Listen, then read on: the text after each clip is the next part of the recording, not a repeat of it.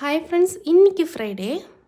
ஒரு 2-3 நாளாக சென்னையில் பயங்கர வெயில் அடிக்குதுங்க. சரி, அதனால் காலையிலேயே சமைச்சு வச்சிடலாம் தாங்க ரெடி பண்ணிகிட்ருந்தேன். வீட்டில் கொஞ்சம் தோசை மாவு இருந்ததால் சரி தோசைக்கு தொட்டுக்க கார சட்னி தாங்க ரெடி பண்ணேன்.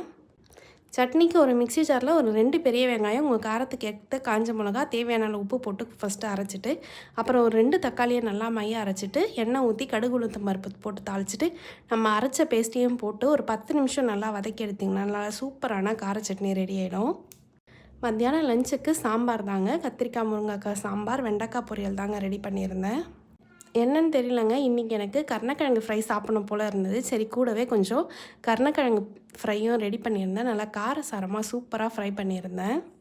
அவ்வளோதான், இன்றைக்கி லஞ்சுக்கு கத்திரிக்காய் முருங்கைக்காய் சாம்பார், கருணக்கிழங்கு ஃப்ரை, கூடவே கொஞ்சம் வெண்டைக்காய் பொரியல், வீட்டிலையே செஞ்ச தக்காளி ஊறுகாய். அவ்வளோதாங்க. நாளைக்கு வேறொரு வீடியோவில் பார்க்கலாம்.